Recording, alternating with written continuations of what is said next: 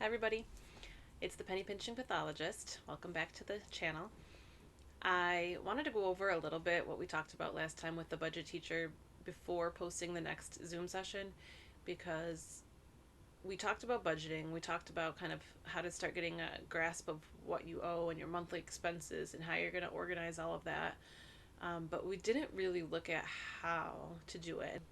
Another reason that we're doing this video right now is because the next Zoom session was Dan and Scott's um, discussion about 403Bs and 457s, and it is great, but it's rich with vocabulary. I got feedback afterwards that it was a little bit over people's heads because it was just so much information, and a lot of us are kind of fresh coming into this. So the vocabulary kind of made it difficult to understand. So I'm going to be working on editing that video further to kind of provide some details at the bottom of the screen with what the different vocabulary words are, kind of the main concepts with each vocabulary word. So look out for that video, hopefully next week. So I hope you enjoy this. I hope this helps you start to get organized and start to think about your monthly expenses in a different way.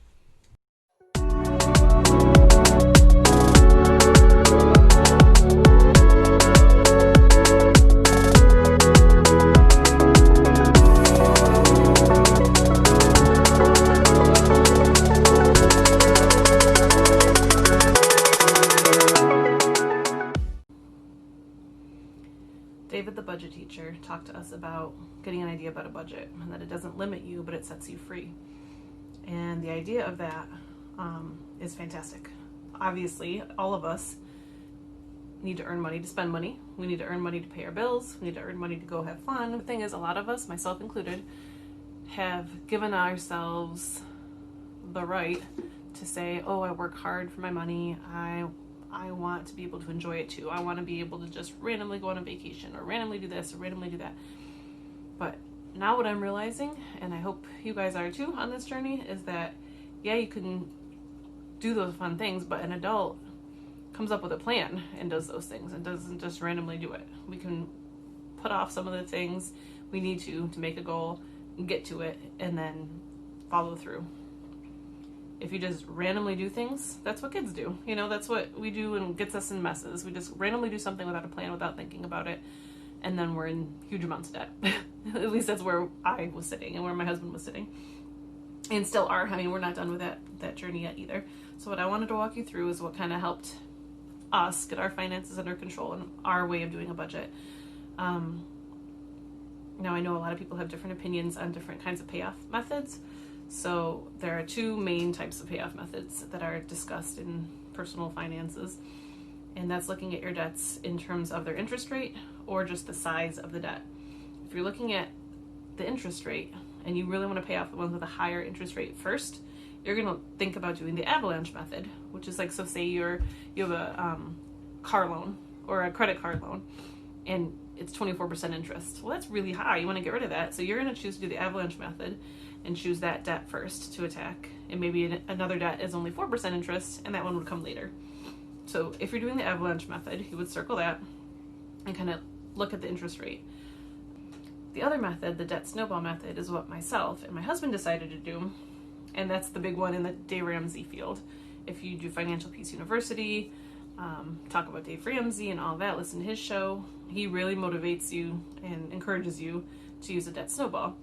I'll say, honestly, after reading and studying this a little bit, it doesn't really matter. They're really, really close to the same amount, it seems like, once things are paid off. So whatever one motivates you, pick that one and stick with it. Just pick a plan and stick with the plan is the main idea. So for the debt snowball method, what you do is you look at the balance of the loan. That's a priority. So if you have a bunch of loans that are really small, bunch of debt that's really small, say, $200 here, $500 here, $600 here, $1,000, and then it works its way up to like $30,000. You're looking at the balance and you're prioritizing the smaller balance things first. The idea behind the debt snowball method is that there's a behavioral shift and there's a motivational kind of thing that happens when you start knocking off those smaller ones first. It motivates you to keep going, and you're snowballing the effect of those smaller payments that you would have been paying, the monthly payments, get added on to the next debt too. So say this is normally $50 a month payment, but you're going to attack it If it's a $100 balance, you're going to say, you know what, this month I'm going to try to do everything I can to pay it off completely. So instead of a $50 monthly payment, paying it off. And then you're adding your that $50 payment to this monthly payment, plus whatever extra you can do to knock down that balance. So that's a debt snowball method, is you kind of attack the smaller balances first, and you work your way through to the larger balances. Now I am going to show you kind of how me and my husband did this. And I'll start with the fact that I told you we did this debt snowball. So you're committing. Okay, that's the method that we want to use. Okay, so for us, our smallest debt when we started this in like September, October was our bank loan. We'll just write, we had a bank loan and the balance was $3,420 and change, but you get the idea. The next smallest one was our credit card. And the balance there, $7,044. We got out of control. We were not making our monthly payments regularly, so it just snowballed out of control instead of into control. Our next smallest one is a car loan, and that was $7,913 and change. Like I said, since we were focusing on our balance, I didn't even write down the interest rates when we did this. On another chart I did, but I'm not going to worry about that for the sake of this. That monthly payment was $365. We have student loan 1, student loan 2. So those were our main things. Student loan 1 was $13,286. Student loan 2, $20,838. Okay, so this is what we were deciding to attack. We were going to start with our smallest balance and work our way up. So, like I said, we started September, October-ish. I'm going to say most of these, I think it was like October 14th or 15th.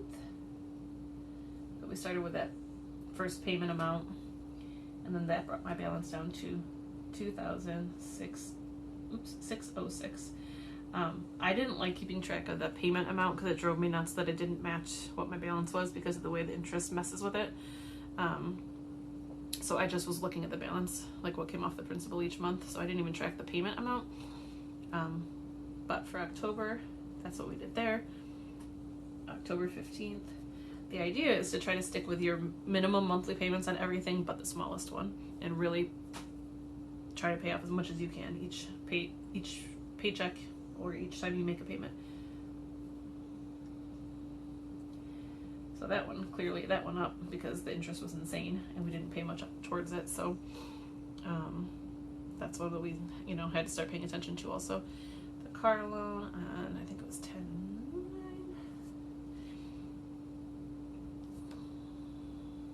That one went down a little bit. Student loan 1. I had to go back and look at these because these basically have been sitting out there and not doing a whole lot since coronavirus and all that. The 9/15 statement showed that it was $13,286.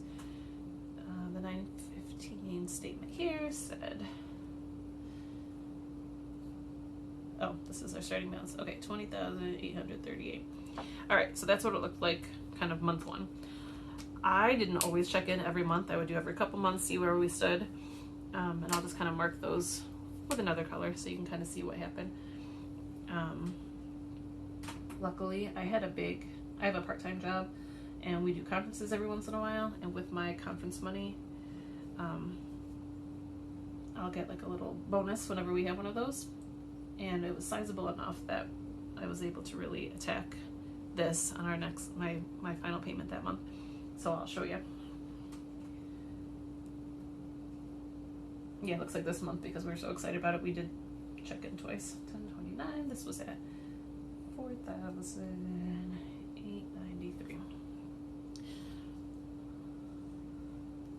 We didn't do a second one for the car loan or any of these. Okay, so at the end of October, that's where it stood for us. I think this next check-in I did was around December, January for a lot of these, except for Da, da, da, da. 1031. Paid off, woohoo! And that did motivate us to say, okay, look at that. In 1 month, we really attacked the crap out of that one and got it gone. So that was really between September and October. We were saving up money and deciding how we were going to handle that and just paid it all off. So it felt really good to be done with one, and then we could start on the other ones. For the credit card, I checked in again. I'm going to use the same color just because it'll mess with me later if I don't. 1221. We did another big payment here. We did 2,471 was left. 6,939 is left. This one we checked it in January was 125.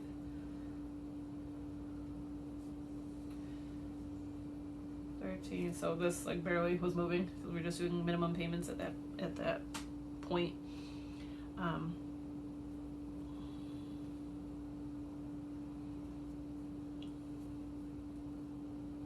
You guys look disgusting. This went up even with us paying minimum payments. They went up. Student loans are nasty. They're so predatory. I want to get rid of them. I can't wait for the day that we can get rid of all these loans. Oh, I did write down, just so you guys know, I did have the interest for this was 3.75. I mean, now it's at 0 because of coronavirus. The monthly payment was about 180 and about 250. And even making those minimum payments, look, it doesn't equate. It doesn't make sense. Like if you add 180 to this, that's not the same. If you add 250 to this, clearly, or if you subtract 250 from this, it should have gone down, right? But it's not the way it works when you look at the interest and everything crazy that's going on there. It's really irritating. For me, it's super motivating if you're really close to being able to pay off to the next like milestone. Like we were really close to 2,000. I was like, you know what, we need to get serious. Let's knock it under 2,000. So we did everything we could to get it to 1,999 just to say it wasn't in the 2,000s anymore. Don't know why, motivates me a lot. So that's something that we would try to do.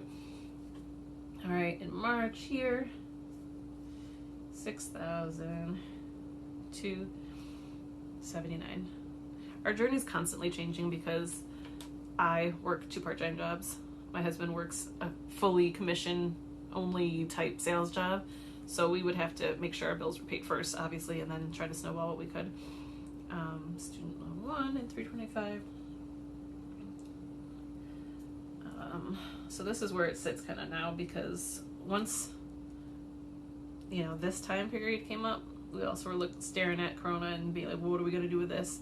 And knowing that I had a contract school job that was going to end at the end of the school year. And I don't have another, you know, job right now that's going to give us our main income on my side.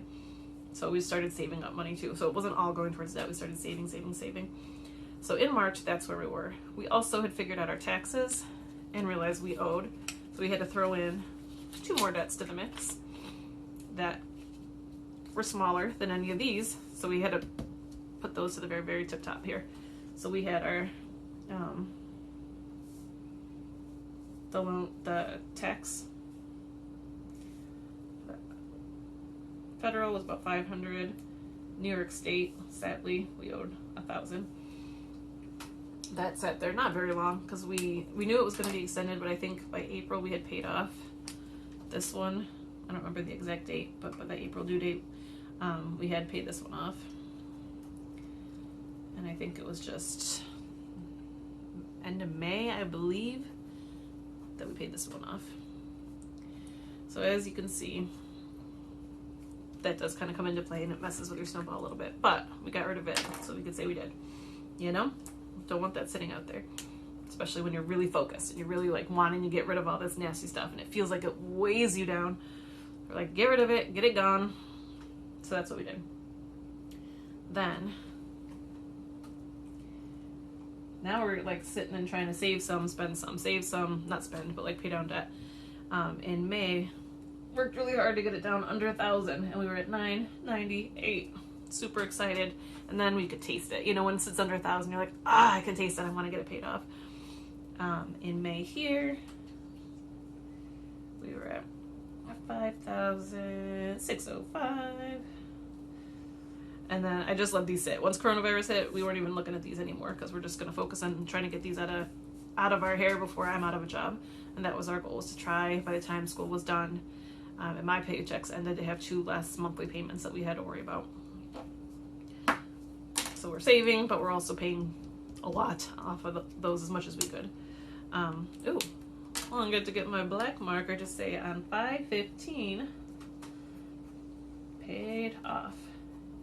Now, some of these dates might end up looking weird to you because our paychecks are all crazy, but my husband gets paid 3 times a month, always around the 7th and the 22nd, and then whatever bonus he gets over that amount would be on the 15th, and then I would always get paid the 15th and the 30th. So the numbers kind of all end up being funny depending on when we got paid, for both of my jobs, my school job and my family business. So then I'm down to just working on the car loan. I wanted that gone as much as possible before I'm out of my job, you know, out of the school job. Let's say 6/6, we were at 3,778. Then I started really checking in on this more because I was determined to get rid of it. But you can see that was a pretty big chunk for us to be able to get rid of, you know, almost $2,000 in that one payment. Crazy. 718. Look at this. Look at this payment. We had $892 left after that. $892. Then, like I said, once we got another 1,000, could taste it. So, sure enough. All right. So there we are. This is where we sit right now. We're trying to still decide because it is August. I am not working. School starts in our area September 10th. We still want to be paying this off, but we're also trying really hard to save money in case he has a month where he doesn't earn so much in sales, so that we need that savings to pay for our bills. So what we try to figure out now is our monthly bills, and to know like what you need for retirement, to know what you need on a month-to-month basis. You have to have a general idea of your monthly bills. So that's what I kind of wanted to go over here, is just talk about our, again, how we do this. What I like to do is update this every once in a while because sometimes bills change a little bit. Due dates sometimes get a little funky. I like to have a different goal for each like quarter. So for us, like one of our goals was to reduce our subscriptions. So from going to like Amazon, Netflix, Hulu down to just one of them, and we not kind of share, you know, with other family members now. So that could be a goal, reduce subscriptions. One of our first goals was just to figure out what to do without cable. We did not want to be paying that huge cable bill anymore. We did not like our huge internet bill either. So our goal was to get rid of Spectrum completely and go with a lower cost internet and no cable. That worked for us. That was probably 6 or 7 years ago. It worked for us fantastically up until now. Like, this is the first month that we went back to Spectrum for internet just because it was a really low quality internet service, which was fine. But here we are in COVID age and we're online for everything. And before, when we had the lower cost one, we could have 1 or 2 people doing things on the internet at the same time, and that was it. So now we are going ahead and paying a little bit more for our internet service to be more reliable, but we're still staying away from cable. We have not missed it. So that was not really one that was a big deal to us because we do watch TV, but we watch Netflix, we watch Hulu, we watch, you know, all those kind of things. And if it's not available there, we don't really miss it. There's plenty to keep us busy. Our mortgage, always do the first, right? And I like to overestimate whatever the payments are on average, because if you're wrong, at least then you have money to budget towards other things. But if you're wrong in the other direction and you say like, okay, you know, our energy bill is $100 a month generally, or whatever it is, and then it is $200 one month, you're stuck because you budgeted too little. But if you budget $200 and then you have $100 extra wiggle room each month to put into your debt or whatever. So I like to kind of overshoot this. So we're going to say a little bit more, $1,300 a month. Our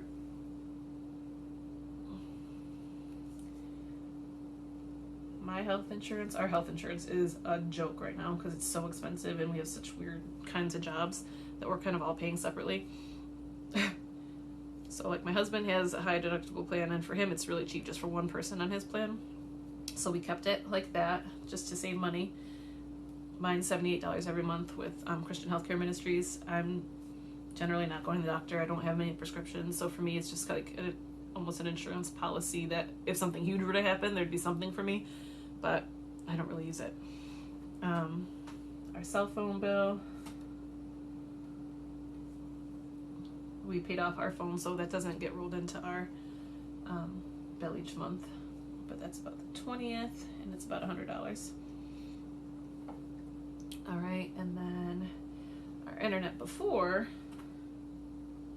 I'll have to update this when I get our first bill, but our internet before was also due on the 20th, $40. So really, we jumped from the crappy internet at $40 to better internet, I think is like $60 a month. So worth it to us right now. The car payment, when I had that, I'll go ahead and put that here, but then show you. I love crossing those off when they're paid off. The car payment was due on the 25th of each month, and it was $365, but we can cross it off as soon as that is paid, you know. Our gas and electric, it's due generally 30th. Sometimes on the bills it'll say the 1st, but I like to keep it, you know, sooner, should be safe. 30th. Generally it's around $200 a month, but to be safe, again, we'll say like $240. Some months it's like $100. So really, that one's really crazy. And then kids insurance, we are on the marketplace for the kids. So we have our New York State of Health kids insurance, Child Health Plus, and for our 3 kids it's $30 each. That's also on the 30th. And we have 3 kids, $30 each, $90 a month. So that's our general like monthly bills. There are other things that come up that we need sinking funds for that aren't like regular monthly payments. Like I have to pay an annual dues for my Speech and Language Association fees. I have to pay it for my New York State certification for speech and language. We have car insurance, you know, that kind of thing that isn't monthly, but it is something that we end up having to do a separate sinking funds thing for. So what we would do, and I got this idea from the Budget Mom, so if you haven't seen her, check out her videos. She's fantastic. Is we map out kind of what is this going to look like. We kind of look at these dates, we look at the dates of our paychecks, and what is that going to look like. And I love that she did this because I'm super visual, you know, with how I interpret things and remember things. So what we did is we would mark our paycheck dates. So for my husband, he gets paid the 7th and the 22nd pretty reliably. The 15th, I'm going to put in parentheses, that's when he would go over his like minimum amount that he earned for the 7th and the 22nd. Whatever he earned extra would be on the 15th. Some days, some months that's very little. Other months that's a great little bonus that month. It feels like a great bonus that month. You know, my paychecks were the 15th and 30th with school, and they were the 15th and 30th with my family business. So that's where our paychecks come in. If you know what your amount is each month, I think it's great. Like for the school, I had the same amount, you know, as a salary thing. So I would write the amount that would be coming in that day. If you don't know for sure, like for my husband, I would use a pencil and write in like a guess. Like, what do you think, like on a low month, what would it be on those dates, on those paychecks? What is your guess? And then when the paycheck actually comes in, you adjust everything. But for now, that's what we would do. Okay, so we go from that to look at this list again. What are my monthly bills going to be? What do we have to map out? So we know on the 1st the mortgage is due. So I had to write a mortgage, and then we need about $1,300 by then for the mortgage. On the 10th, if I look over here, my health insurance is due. So on the 10th, I would just say Christian Healthcare Ministries, $78 is going to be due. All right, on the 20th, we look back to this. We know we were going to need about $100 for our cell phones.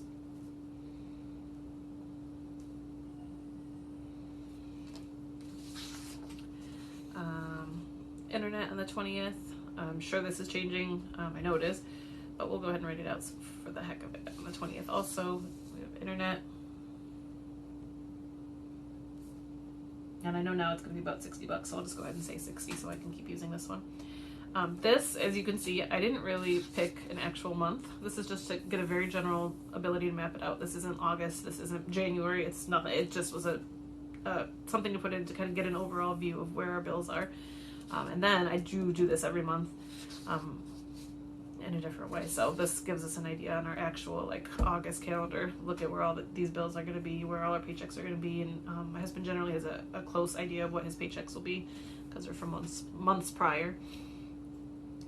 So after the internet, we have the car payment, which I'm not going to put on there because that is gone. Gas and electric on the 30th, and kids child health plus. So we have our gas and electric is a company called RG&E. I'm going to go ahead and say it'll be probably about $200, and then kids child health plus going to be about $90. So that gives you an idea. And when you look at the budget mom, when she puts this on the real calendar, like say you're in August now, on your August calendar, you're writing all these things on there. What she does, and I love it, but I don't generally do it, is she highlights with the same color. Like this paycheck is going to take care of bloop, bloop, bloop. You know, highlight the things that have to come out of that paycheck so that you highlight them all the same color. Say green, green, green, green. This paycheck I want to pay for, generally, this one is enough to pay for our mortgage. So it's kind of funny where it falls, but I would highlight his kind of bonus commission check and the mortgage. And then, you know, this one maybe covers this and this. So you have an idea, and it starts you on the idea of thinking about how to responsibly plan your money. So it's not just like, oh my gosh, here comes a bill and I didn't know it was coming and I don't know what to do with it. I didn't budget for it, and now what do I do? So it kind of starts you with like working backwards. So you get your budget, you get your approximations laid out here, and you have an idea how to start budgeting. Sometimes what I do, I'll live these out again, and I'll just write the bill name down, bill's name, the due dates, and then I just check it off. When January comes, like, okay, I paid the mortgage, I paid the health insurance out of this paycheck, I paid the cell phone, and I paid, you know, whatever. And I'll just kind of go down and check it, so you can kind of keep an eye on it. I also kind of like the idea of writing down the date you paid it, so you can kind of keep track of like generally what dates work best for what bills. I don't do that yet, but that's something I'd like to do.